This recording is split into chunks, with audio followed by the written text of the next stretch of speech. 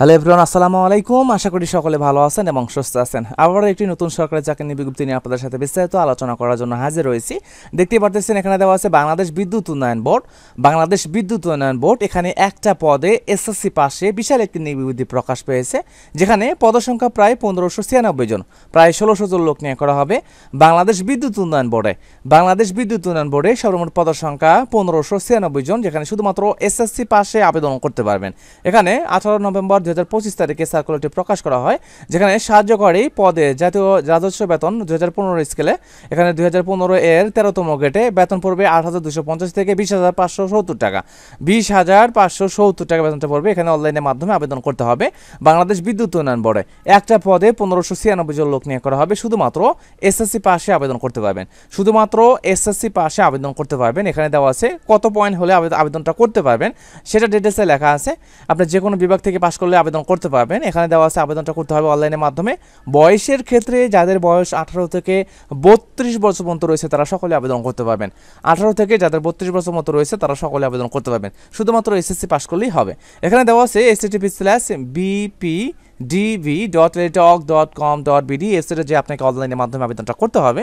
এই ওয়েবসাইটে যে আপনাকে অনলাইনের মাধ্যমে আবেদনটা করতে হবে 24/11/2025 তারিখে শুরু হবে আবেদনপত্র, অর্থাৎ 24 তারিখ থেকে আবেদনপত্র শুরু হবে এবং 15 ডিসেম্বর পর্যন্ত, আগামী মাসে এখন ডিসেম্বর মাসের 15 তারিখ পর্যন্ত অনলাইনের মাধ্যমে আবেদন করতে পারবেন। 24 নভেম্বর থেকে শুরু হবে এবং 15 ডিসেম্বর পর্যন্ত অনলাইনের মাধ্যমে আবেদন করতে পারবেন। মূলত এখানে অনলাইনের মাধ্যমে আবেদনটা করতে হবে। তো মূল কথা হচ্ছে, এখানে প্রথম থেকে যদি আসি, বাংলাদেশ বিদ্যুৎ উন্নয়ন বোর্ডে কর্মচারী পরিদপ্তর, এখানে দেওয়া আছে বিজ্ঞপ্তি দেওয়া আছে যে বাংলাদেশ বিদ্যুৎ উন্নয়ন বোর্ডের অধীনে রাজস্ব খাতভুক্ত রাজস্ব সাহায্যকারী পদে, অর্থাৎ একটা পদে দেওয়া আছে সাহায্যকারী পদে জাতীয় বেতন স্কেল এক ধরনের একটা অফিস সহায়কের যে নিয়োগ বিজ্ঞপ্তি সেইভাবেই বলতে পারেন, একটি সাহায্যকারী পদে জাতীয় বেতন স্কেল 2015 এর 19তম গ্রেডে এখানে বেতন পড়বে 8,500 থেকে 8,500 থেকে শুরু করে 20,570 টাকা। 20,570 টাকা নিম্নবর্ণিত শর্তে অস্থায়ী ভিত্তিতে নিয়োগের অপেক্ষমান তালিকা তৈরি নিমিত্ত বাংলাদেশের প্রকৃত নাগরিকদের নিকট হতে দরখাস্ত আহ্বান করা যাচ্ছে। এটা অনলাইনের মাধ্যমে আবেদনটা করতে হবে। এখানে পদের নাম দেওয়া আছে একটা পদ দেওয়া আছে সাহায্যকারী পদের নাম দেওয়া আছে সাহায্যকারী পদের সংখ্যা দেওয়া আছে 1596 জন। পদের সংখ্যা দেওয়া আছে 1596 জন। এখানে দেওয়া আছে যে এসএসসি পাশে, এখানে শুধুমাত্র এসএসসি পাশে আবেদন করতে পারবেন।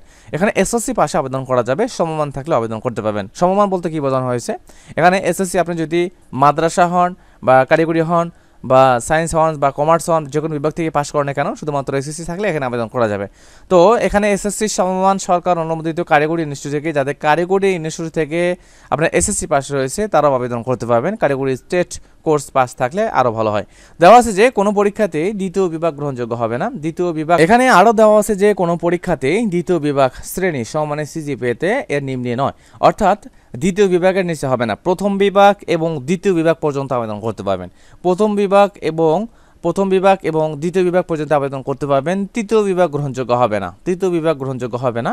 সেক্ষেত্রে এখানে দেখা যাচ্ছে যে এখানে জিপিএ 3 পয়েন্টের অধূর্ধ্ব এখানে প্রথম বিভাগ ধরা হয়েছে, অর্থাৎ আউট অফ 5 স্কেলে। যেহেতু এসএসসি আপনাকে আউট অফ 5 স্কেলেই ধরা হবে, তো আউট অফ 5 স্কেলে যাদের 3 পয়েন্টের উপরে থাকবে তাদের প্রথম বিভাগ, তারা তো আবেদন করতে পারবেনি। এবং জিপিএ যাদের 2 দশমিকের উপর থেকে 3 দশমিকের মধ্যে রয়েছে, তো তারা দ্বিতীয় বিভাগ, তারাও আবেদন করতে পারবেন। তো দেখেন এখানে মূল বিষয় হচ্ছে আপনার সর্বনিম্ন পয়েন্ট পেতে হবে 2 পয়েন্টের উপরে থাকলে কিন্তু এখানে আবেদন করতে পারবেন। 2 পয়েন্টের উপরে আপনার 3 পয়েন্ট হোক, 4.5 পয়েন্ট হোক, A+ হোক, আপনি আবেদন করতে পারবেন।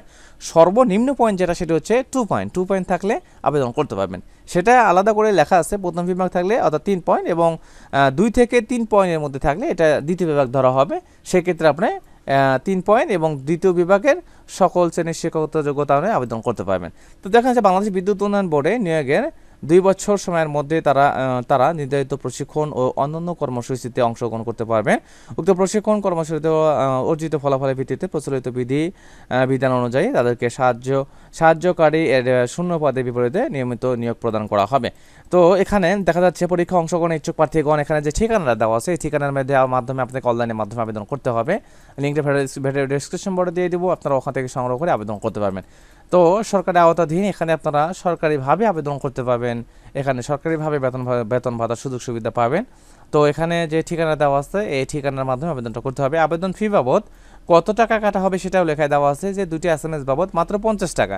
একটা আবেদন করার ক্ষেত্রে মাত্র 50 টাকার বিনিময়ে আবেদনটা করতে পারবেন। 50 টাকা, টেলিটক চার্জ হয়তো 6 টাকা কাটা হবে। মোবাইলে মাত্র 60 টাকা ব্যালেন্স রাখলেই কিন্তু এই পদে আপনারা আবেদন করতে পারবেন।